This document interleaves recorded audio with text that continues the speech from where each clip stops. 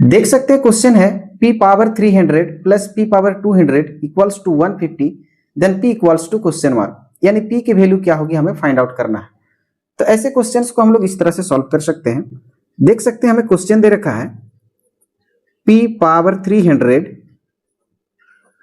Plus p power 200 equals to 150, ये हमें question में दे रखा है। नेक्स्ट स्टेप पे हम p पावर 300 को ब्रेक कर लेंगे। इसे हम लिख सकते हैं 100 इंटू 3 प्लस यहां से p का पावर 200 को लिख सकते हैं 100 इंटू 2 इक्वल्स टू 150। चूंकि हम लोग जानते हैं कि अगर a का पावर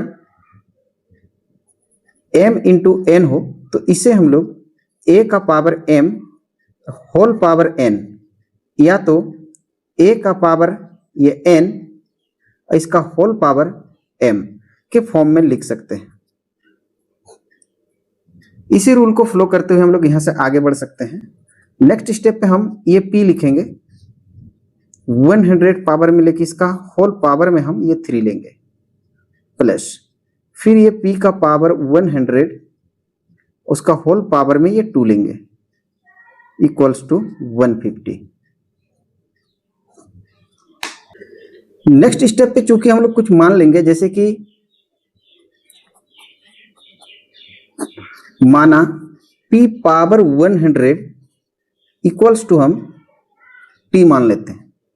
तो ऐसे में जहां p पावर 100 है यहां पे हम t लिखेंगे, उसका पावर में ये 3 प्लस p पावर 100 की जगह फिर लेंगे ये t पावर में 2 इक्वल्स टू 150। और नेक्स्ट स्टेप पे हम t power 3 plus t power 2, ये 150 प्लस का है लेफ्ट में लेकर आएंगे, ये माइनस हो जाएगी इक्वल्स टू 0। और नेक्स्ट स्टेप पे लिख सकते हैं t cube plus t square minus ये 150 को हम ब्रेक कर लेंगे। इसे हम ब्रेक करेंगे 125 प्लस 25, ये दोनों पार्ट को प्लस कर लेंगे तो 150 हो जाएगी इक्वल्स टू 0। और नेक्स्ट स्टेप पे हम लिख सकते हैं t cube plus t square, ये plus minus minus 125 plus minus minus 25 equals to 0।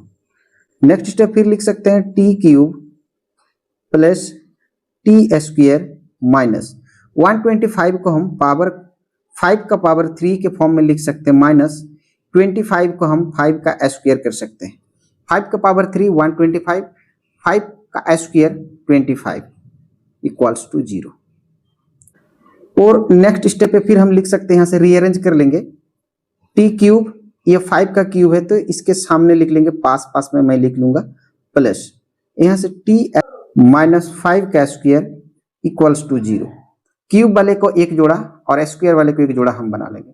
यहाँ से देख सकते हैं ये a cube minus B cube और यहाँ से a square minus B square, तो यहाँ से हम लिख सकते हैं a cube minus B cube equals to a minus B into a square plus A B plus B square, और टी स्क्वायर माइनस 5 स्क्वायर यानी A square minus B square, यहाँ से लिख सकते हैं A square minus B square equals to A plus B into A minus B.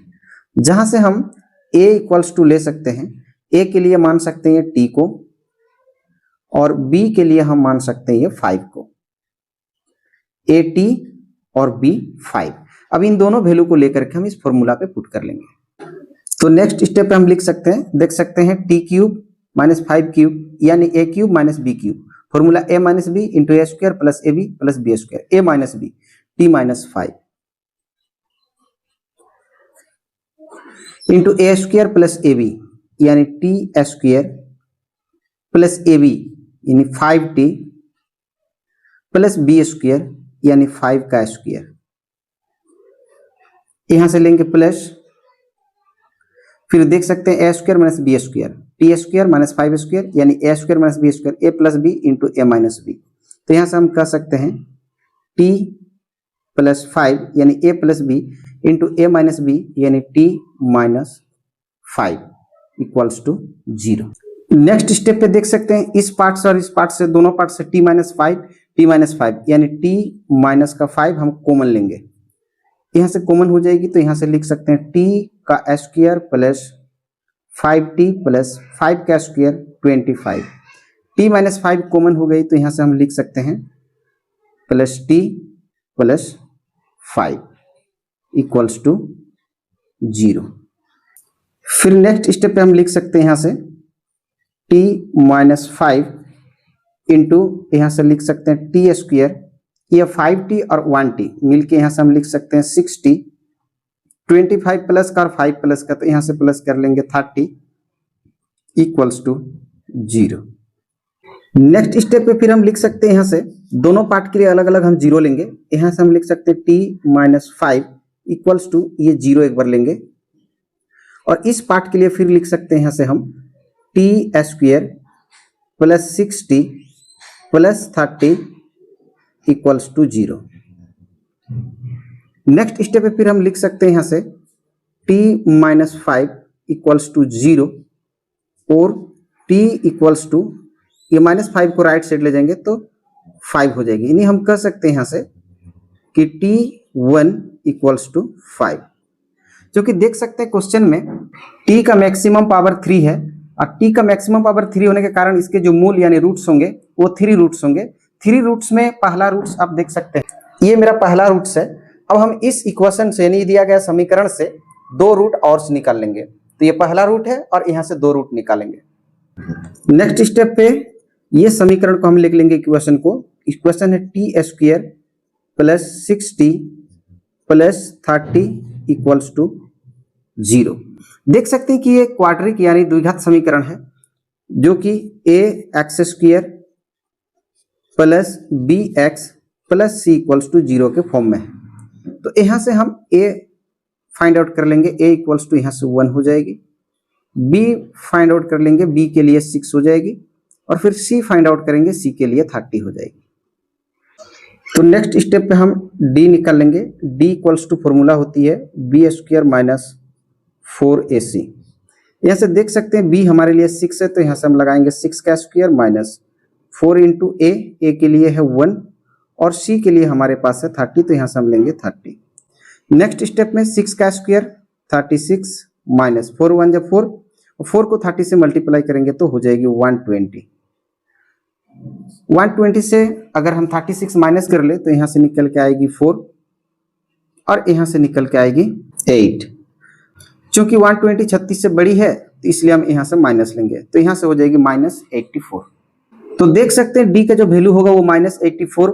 अब यहाँ से हम लोग टी निकाल लेंगे, तो यहाँ से लेंगे टी इक्वल्स टू माइनस का b plus minus root d divided by 2a। Next step पे फिर लिख सकते हैं t equals to minus b, और बी के लिए हमारे पास है देख सकते हैं 6 तो यहाँ से हम लेंगे 6, फिर plus minus root under d, और डी के लिए हमारे पास देख सकते हैं -84 तो यहाँ से हम लिख सकते हैं -84 डिवाइडेड बाय 2a, 2 इंटू ए के लिए हमारे पास है 1। नेक्स्ट स्टेप फिर लिख सकते हैं t equals to -6 plus minus ये 84 को हम ब्रेक करके लिख लेंगे, यहाँ से लेंगे रूट अंडर 84 के लिए लिख सकते हैं यहाँ से हम 21 इंटू √4 इंटू रूट का -1। अगर इन तीनों पार्ट को हम मल्टीप्लाई कर लें तो माइनस का 84 आ जाएगी, डिवाइडेड बाय यहाँ से हम लिख सकते हैं 2 1 जा 2। और नेक्स्ट स्टेप पे लिख सकते हैं टी इक्वल्स टू माइनस का 6 प्लस माइनस ये अंडर √21 इंटू यहाँ से लिख सकते हैं 4 के लिए यहाँ से हम लिख सकते हैं 2 का स्क्वायर इंटू अंडर √-1 के लिए हम लिखते हैं आइटा, जिसे हम आई से डिनोट करते हैं, यहाँ से हम लिख सकते हैं i divided by 2। Next step पे फिर हम लिख सकते हैं t equals to -6 plus minus under √21, यहाँ रूट से स्क्वायर कैंसिल हो जाएगी तो यहाँ से निकल के आएगी 2 आई डिवाइडेड बाय हम लिख सकते हैं यहाँ से 2 1 जा 2। नेक्स्ट स्टेप फिर लिख सकते हैं t equals to -6 plus minus यहाँ से हम लिख सकते हैं 2 आइटा √21 डिवाइडेड बाय 2। फिर नेक्स्ट स्टेप पे हम t इक्वल्स टू लिख सकते हैं, ये 2 को दोनों पार्ट में अलग अलग कर लेंगे, ये माइनस का 6 डिवाइडेड बाय 2 प्लस माइनस यहाँ से लिख सकते हैं 2 आइटा √21 और डिवाइडेड बाय ये 2। 2 3 जा 6 यहाँ से कैंसिल होगी, यहाँ से 2 से 2 कैंसिल हो जाएगी। तो नेक्स्ट स्टेप पे हम लिख सकते हैं यहाँ से t इक्वल्स टू ये -3 प्लस माइनस आइटा √21 और इसे हम लिख सकते हैं रीअरेंज करके t equals to -3 plus minus √21 into iota. तो देख सकते हैं t का जो वैल्यू है वो -3 प्लस माइनस √21 इंटू आइटा के फॉर्म में है। यहाँ से हम लिख सकते हैं इसे t1 तो हमने पहले ही प्राप्त कर लिया, यहाँ से हम लिख सकते हैं t2 इक्वल्स टू हम लिख सकते हैं -3 ये प्लस एक बार हम लेंगे √21 फिर आइटा और यही से हम निकल सकते हैं t3 इक्वल्स टू -3। अब ये माइनस लेके जाएंगे, एक बार प्लस एक बार माइनस √21 इंटू आइटा। तो देख सकते हैं ये जो वैल्यू है t के, ये दोनों हमारा काल्पनिक मूल है। काल्पनिक मूल यानी हम कह सकते हैं ये कॉम्प्लेक्स रूट्स हैं। और जब काल्पनिक मूल यानी कॉम्प्लेक्स रूट्स हो जाए तो यहाँ से हम सॉल्यूशन नहीं निकल सकते।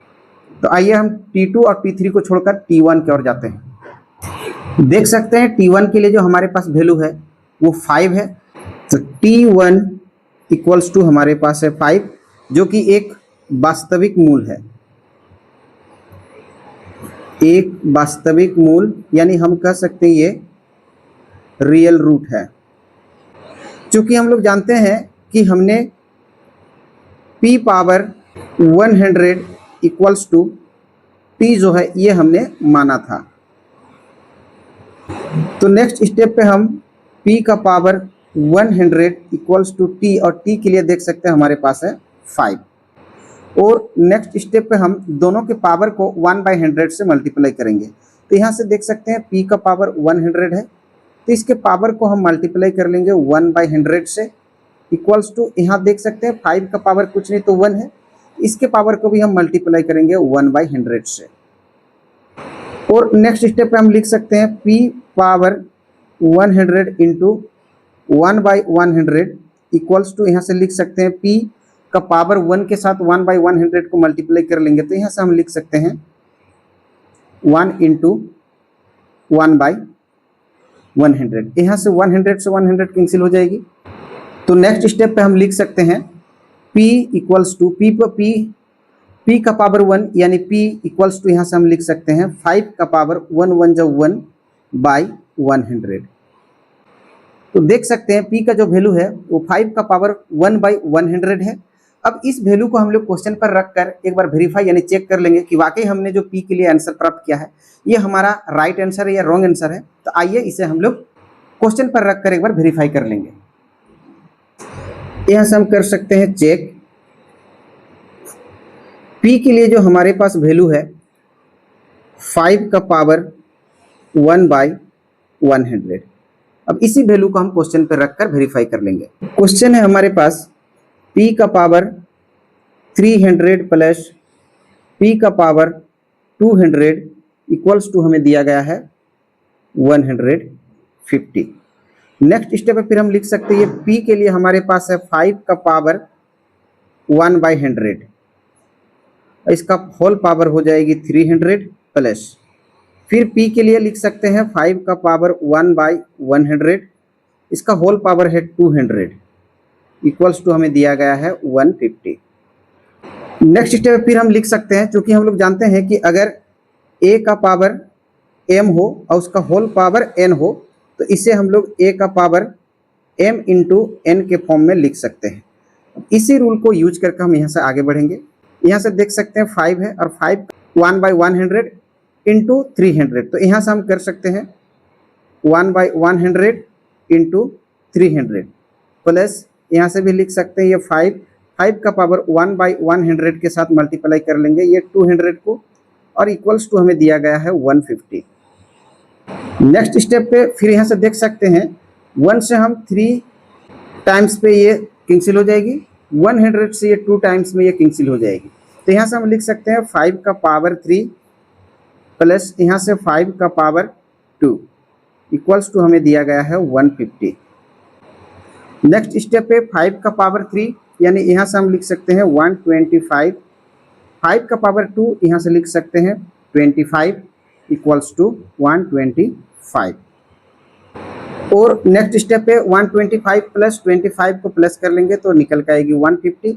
राइट साइड में हमें पहले से दिया गया है 150, तो यहाँ से देख सकते हैं कि जो LHS है वो इक्वल है RHS का, यानी बायां पक्ष दायां पक्ष का बराबर हो गया।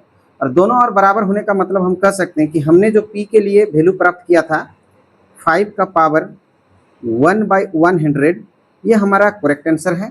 और हम यहाँ से कह सकते हैं कि हमने जो है वेरीफाई कर लिया। आशा करता हूँ वीडियो देखकर आप ऐसे क्वेश्चंस को सॉल्व करना सीख गए होंगे। वीडियो देखने के लिए बहुत बहुत धन्यवाद। हम लोग फिर मिलेंगे एक नए वीडियो में एक नए क्वेश्चंस के साथ। तब तक के लिए जय हिंद, जय भारत।